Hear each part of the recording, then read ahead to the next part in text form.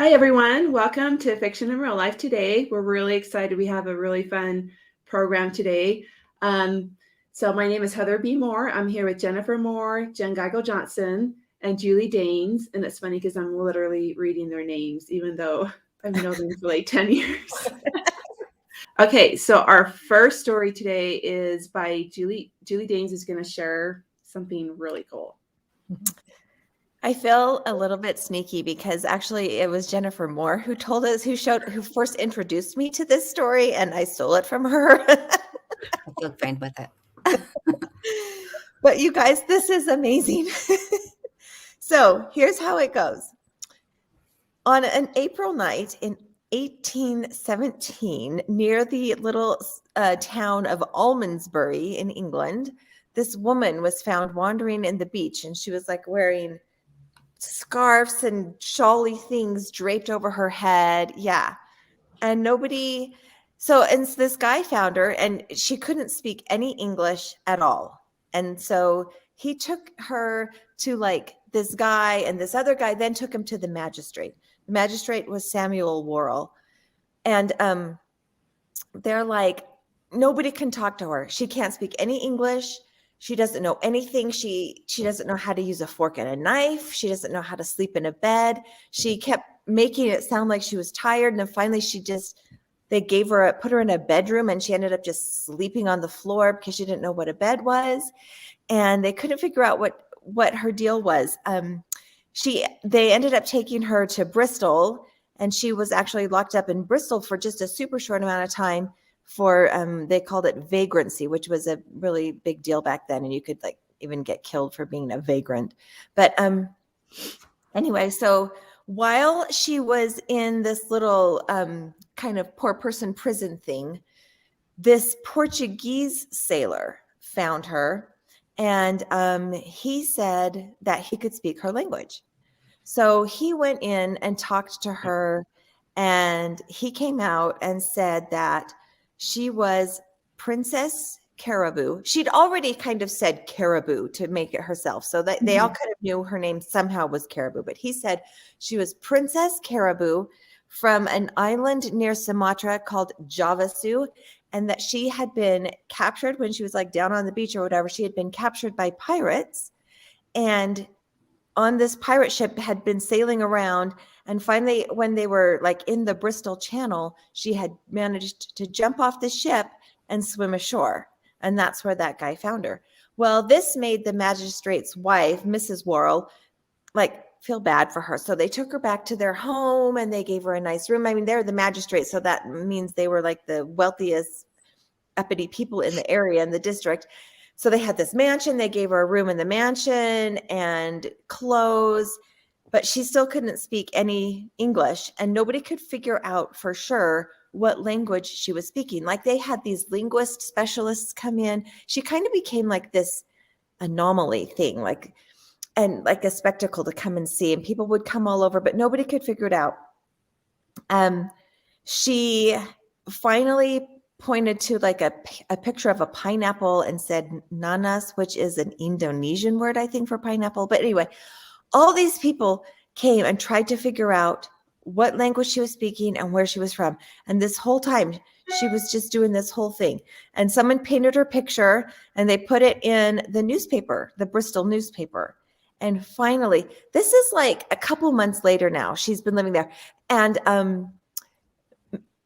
someone from like 80 miles away from where they found her comes over and says, "Oh, I know her. Her name is Mary Wilcox. And she's just from this poor family that lives right around here." No way. So she had all of these people so duped for so long. And even here's the funny thing. Before it came out that she was Mary Wilcox, Mrs. Worrell was like, listen, I mean, speaking English, and the whole time Mary's pretending like she doesn't understand a single word. But Mrs. Worrell's like, listen, I feel like you might be playing with us. So let me just tell you right now. It's also, I'll point out that Mrs. Worrell was actually an American. So she was already like a fish out of water in England, maybe. So maybe she was a little more, I don't know, cared a little bit more about what happened to her, a little more empathetic. But anyway, she's like, listen, If you are in trouble and you need help, then you better come clean right now. And I will give you money and whatever you need and send you on your way so that you can go from here and start a new life. So if you are lying, you better tell me now, because going to the workhouse or prison is going to be worse than, But anyway, she just pretended like she didn't understand a single word and just played them all for all that time. Then they found out who she was, and they ended up shipping her off to Philadelphia, That's where the she lived punishment. for a long time. And then she came back to England later in life, and it turns out she was like a servant that had no job and no one would hire her. And, she was just super down and out, but she was obviously very smart and clever and had picked up stuff. She lived in London for a while and picked up all the stuff. Anyway, she ended up selling leeches to the local hospital. Oh, That's how she made a living. Came back to England. But that is the story of Princess Caraboo. Wow. Wow. So, Julie, would you book it? Would I book it? No, I'm going to say yes. But I don't know how. I don't know how I would book it, because it's such a crazy story that how could it be believed? And it would almost have to be like almost a nonfiction, like here's the real story of what happened. I don't know how I love the story. I love it because she's so ridiculously weird, but I don't honestly know how I would put that in a book. So I don't know. Maybe I'm yes and no. Maybe I love it, but I don't know how to book it. What about you, Jen? Would you book it? I like this story. I'm wondering, because I actually think a lot of my books have this theme of disguise. It's a thing I do without even knowing I do it. And I'm wondering if she was in love with one of the servants in this house or something. I don't know. I'd make a romance out of it. It's kind of romantic to me that she did this. And it's really cool how clever she is and how, kind of dumb too, really, because how long could this really go on? And how did she convince the Portuguese speaking guy of anything? Like, she was so I think the Portuguese speaking guy kind of made up that story. Oh. Maybe she they're just in it together, some stuff, and then he kind of they don't really know exactly what happened in that exchange, but I think that the general consensus is that he sort of semi made it up. Helped her out a little. Yeah. Yeah. For whatever reasons, for his own notoriety or whatever. Yeah. And how do you have a conversation with somebody without your eyes lighting with understanding, right? You have to totally glaze the entire time. I don't know. Anyway, I'm fascinated enough that I would actually try to figure out how to do this. What about you, Jennifer? Yeah, I like Princess Caraboo. I think if I did write about some story like this, she would have to have a good reason for what she's doing besides just not having a job and wanting to trick people. Maybe she is running from an abusive spouse, or I don't know, something like that. But I think it's great. And just how she had like scholars believing her, and like the smartest, people from the universities were like, oh, well, yeah, she's obviously from. She even wrote out this totally made up language, like an alphabet and these weird random, like almost Chinese, like, but not quite things. She was committed. She was so committed. So committed. Yeah, I think I would book it too. It just is, I think there's so many possibilities, like what's her motivation, and did she have someone helping her? Where did she get the idea? Where was she, I don't know, like just she had this huge imagination. And so, I think if you could either, follow it as far as like maybe she had mental illness, or maybe she just had some sort of, I don't know, this agenda going on. So I think it's super fascinating.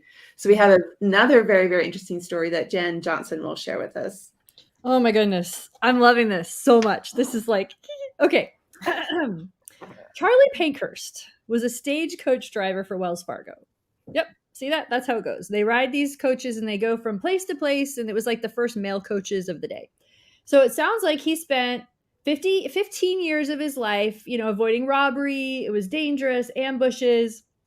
These stagecoaches carried everything: full boxes of money, gold, silver, the belongings of the bank, mining company payrolls. It was a dangerous job, and a lot of people actually died from it, and they were often under attack or thieves would try to get him. So Charlie became an expert whipmaster. So like this, the saying goes, with a whip, he could open up an envelope, or he could, what's the other one?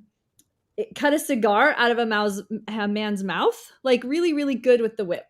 And when he died, it was discovered that Charlie was really Charlotte, and that Charlie was a woman. And I love this woman. And the coolest part about this whole story is that 55 years before you could vote in the US, Charlotte, who was then Charlie, cast her vote in a national election. Just kept her identity as this man, Charlie, and cast her vote in November of 1868. So I love this woman. I think she's a rock star. I think it's amazing what she accomplished, and kind of a shame she had to pretend to be a man in order to do any of this, but she did. She did it well, and that's her story. That's awesome. Would you book it, Jen? Oh yeah, for sure. Absolutely. Totally booking it.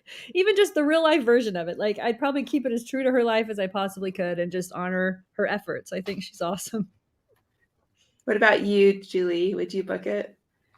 I would. Here I am again, though, thinking I would book this because there's something about women and trickery that maybe appeals to me. I don't know why. I don't know how I would book it exactly, but I want to somehow book it. I also love when women pretend to be men. One of my favorite books is that Georgette Heyer book, The Corinthian. It is so cute and so clever. So cute. And so I don't know. There's just something about that is fun to me.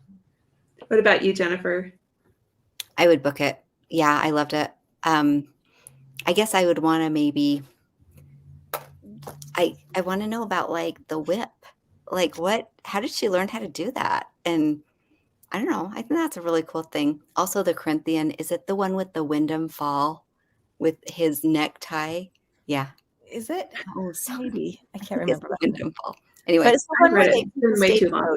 Not a stagecoach, but all over the place. Yep. It's so It's startling. So yep, I'd book it. Yeah, I think I would book it too. And I think just because it's just part of history, and I love, history. And also I'd be interested to know what's her background. And they didn't find out that she's a woman until she died. And so that meant she did have to give up a life of possibly, having children and kind of that kind of thing too. So she's very determined, just like our Princess Caraboo. She's determined until the end. But yeah, it's super fascinating. Also, send us your stories. Anything that is just kind of bizarre and strange in your family, or something that's happened to you, or just a story you've heard. We love to categorize them and put them together in an episode. Anyway, thanks for joining us. This has been Fiction in Real Life. See you later.